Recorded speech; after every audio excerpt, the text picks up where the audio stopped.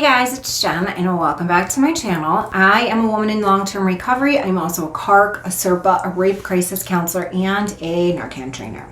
I have a lot of things to share with you today, but I want you guys to take a gander in my description box down below. You will find the link to all those little, goodies that I just mentioned as far as what my certifications are and how I got them in my good old state of New York. You will also find the link to a documentary that I was involved with called Smacked. You will find all my social media, merchandise, Patreon, let's see what else is in there. A whole bunch of stuff. My Facebook, my TikTok, just everything. And most importantly, like I always say, you will find the link to my Amazon wish list. So my Amazon wish lists are extremely important to me. They are what I use to help people in my local community who are struggling, just home from incarceration, rehab, mental institutions, etc. All the places our disease of addiction lead us to. Frankie is somewhere barking, so if you hear her, I'm sorry. I'm pretty sure she's probably like stuck behind the couch playing with cats or antagonizing them. Anyway, a couple of things that I want to go over. Well, first off, today it's Friday. It's actually really Thursday, but it'll be Friday when y'all see this. And today makes it 6 days till my amazing, beautiful hubby gets off parole. So that's amazing. Don't worry. We'll have some juicy story times for y'all after that. And we did not do Plan D of the week because I was a bit overwhelmed with everything that's been going on. So I will give you 2 plans next week. I promise. And let's see. What else did I want to say? Oh, yeah. Thank you guys. So we had a live stream on Wednesday and y'all blew my mind. Your generosity and kindness during that live stream were just mind-blowing. I was literally moved to tears and I was just blown away by your generosity and kindness, and it was just beautiful. So thank you very, very much for that. I don't even know what else to say about that. And yeah, I mean, craziness. So, here comes the crazy dog. Please sit down and be good for once. Now, next weekend, I will be vlogging from North Carolina, so look forward to that. I can't wait to be able to show you guys our family and all that stuff. It's going to be a really great time. Now, for today, let's get into it because I feel like I've been just dilly-dallying here. Frankie found a chip from yesterday. Go ahead. So I have a very juicy story for you guys today. As many of you know, I have served time in prison. Too much time, but just the right amount to do what I needed to do, I guess we could say. Anyway, during this time, I served time in Taconic Correctional Facility located in Bedford Hills, New York, and Westchester, New York.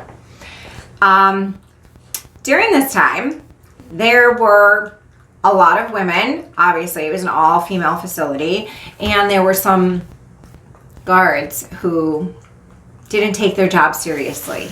And at one point in time, for 3 days, we were locked in our cells.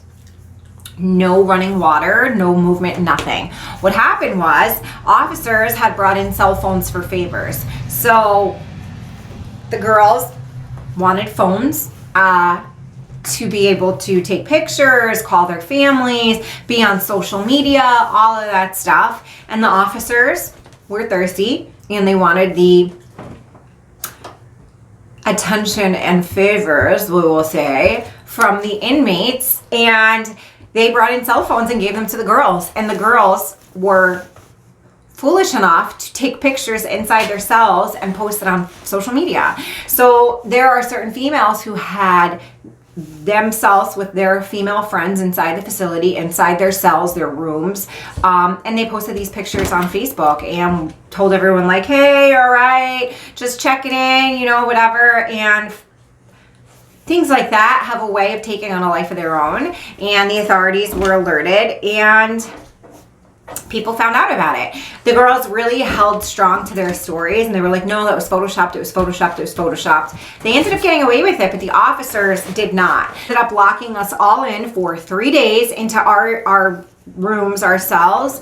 We had no movement inside the facility whatsoever. No movement to medical appointments, no movement, nothing. No one in or out of the facility. Guards, doctors, nothing. It was like a standstill.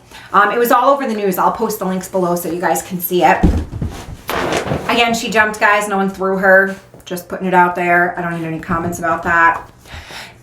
And we had our meals brought to us. The water was shut off inside the facility where we couldn't flush the toilet. We couldn't brush our teeth. Nothing. It was absurd. It was ridiculous. Some of us, like myself, didn't even know what was going on until afterwards because I was a very new inmate to the facility. I was only there. It had to be within the first 90 days of me being there. Like, it was crazy. And they had the inspector generals come in and like, they have a organization that investigates internally. So internal affairs, if you will, came in and investigated and looked at the pictures, questioned the girls. Everybody got it pulled out and everybody got patted down. And if they felt that they needed to, those certain people were taken and were strip searched. Certain people went into lock. It was just crazy. And at the end of the day, the officers that were involved ended up getting arrested. So this had been going on for some time. These girls, I think it was a set of 4 girls, and they really held it down and they didn't give up any information, but they were able to prove with video cameras that are throughout the facility and other things that these things were going on and they really were happening, and the officers were arrested. They were let out of the facility in cuffs, and I believe one gentleman, I believe, is actually serving time, because when you are an inmate in a facility, you don't have any rights to consent. You are property, for example, for me, you are a property of New York State. So I couldn't consent to any type of sexual activity because I am no longer myself, right? I have to, do you see this? This is my life.